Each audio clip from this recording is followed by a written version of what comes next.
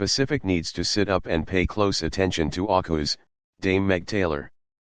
A Pacific elder and former Secretary General of the Pacific Islands Forum says Pacific leaders need to sit up and pay closer attention to AUKUS and the Indo-Pacific strategy and China's response to them.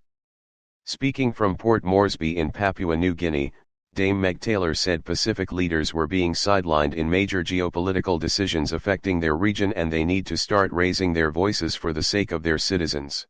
Subscribe our YouTube channel and click our bell icon for new videos. They need to start raising their voices for the sake of their citizens.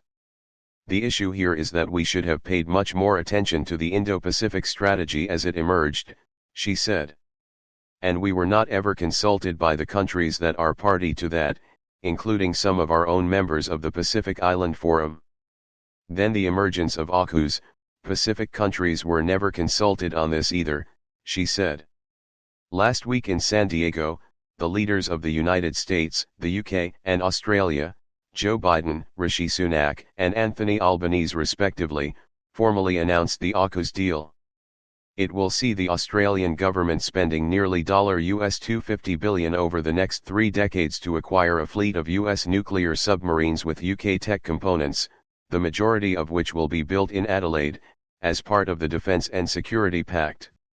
Its implementation will make Australia one of only 7 countries in the world to have nuclear-powered submarines alongside China, India, Russia, the UK, the US and France. We believe in a world that protects freedom and respects human rights, the rule of law, the independence of sovereign states, and the rules-based international order, the leaders said in a joint statement. The steps we are announcing today will help us to advance these mutually beneficial objectives in the decades to come, they said. Following the announcement, China's Foreign Ministry spokesperson Wang Wenbin said by going ahead with the pact the US, UK and Australia disregarded the concerns of the international community and have gone further down the wrong path. We've repeatedly said that the establishment of the so-called AUKUS security partnership between the US, the UK and Australia to promote cooperation on nuclear submarines and other cutting-edge military technologies, is a typical Cold War mentality, Wang said. It will only exacerbate the arms race, undermine the international nuclear non-proliferation regime, and hurt regional peace and stability, he said. The 2022 Indo-Pacific Strategy is the United States program to advance our common vision for an Indo-Pacific region that is free and open, connected, prosperous, secure, and resilient. The Rarotonga Treaty. On his return from San Diego, Australia's Prime Minister Anthony Albanese stopped over in Suva where he met his Fijian counterpart Sitiveni Rabuka. After the meeting, Rabuka told reporters he supported AUKUS and that Albanese had assured him the nuclear submarine deal would not undermine the Treaty of Rarotonga, to which Australia is a party, that declares the South Pacific a nuclear weapon-free zone. But an Australian academic said Pacific countries cannot take Canberra at face value when it comes to AUKUS and its commitment to the Rarotonga Treaty. Matthew Fitzpatrick, a professor in international history at Flinders University in South Australia, said Pacific leaders need to hold Australia accountable to the treaty.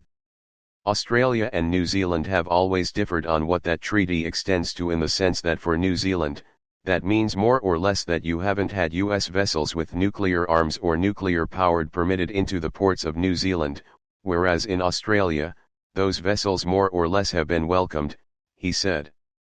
Professor Fitzpatrick said Australia has declared that it doesn't breach it, or it doesn't breach any of those treaty commitments, but the proof of the pudding will be in the eating. I think it's something that certainly nations around the Pacific should be very careful and very cautious in taking at face value, what Australia says on those treaty requirements, and should ensure that they're rigorously enforced, Fitzpatrick said. Parties to the Rarotonga Treaty include Australia, Cook Islands, Fiji, Kiribati, Nauru, New Zealand, Niue, Papua New Guinea, Samoa, Solomon Islands, Tonga, Tuvalu, and Vanuatu. Notably absent are 3 North Pacific countries who have compacts of free association with the United States, Palau, Marshall Islands, and the Federated States of Micronesia. Dame Meg Taylor said Siddhavini Rabuka's signal of support for AUKUS by no means reflect the positions of other leaders in the region. I think the concern for us is that we in the Pacific, particularly those of us who are signatories to the Treaty of Rarotonga, have always been committed to the fact that we wanted a place to live where there was no proliferation of nuclear weapons. The debate, I think, that will emerge within the Pacific is, are nuclear submarines weapons? Self-fulfilling prophecy. Meanwhile, a geopolitical analyst, Jeffrey Miller, who writes for political website Democracy Project, said the deal could become a self-fulfilling prophecy for conflict. Indo-Pacific countries all around the region are rearming and spending more on their militaries, Miller said. Japan approved its biggest military buildup since the Second World War last year, and Miller said New Zealand was reviewing its defense policy, which would likely lead to more spending. I worry that the AUKUS deal will only make things worse, he said. The more of these kinds of power projections, and the less dialogue we have, the more likely it is that we are ultimately going to bring about this conflict that we're all trying to avoid. I think we do need to think about de-escalation even more, and let's not talk ourselves into World War III. Miller said tensions had grown since Russia invaded Ukraine, and analysts had changed their view on how likely China was to invade Taiwan. Militaries, Miller said. Japan approved its biggest military buildup since the Second World War last year, and Miller said New Zealand was reviewing its defense policy, which would likely lead to more spending. I worry that the AUKUS deal will only make things worse, he said. The more of these kinds of power projections, and the less dialogue we have, the more likely it is that we are ultimately going to bring about this conflict that we're all trying to avoid. I think we do need to think about de-escalation even more, and let's not talk ourselves into World War III. Miller said tensions had grown since Russia invaded Ukraine, and analysts had changed their view on how likely China was to invade Taiwan. Ukraine and analysts had changed their view on how likely China was to invade Taiwan. Subscribe our YouTube channel and click our bell icon for new videos.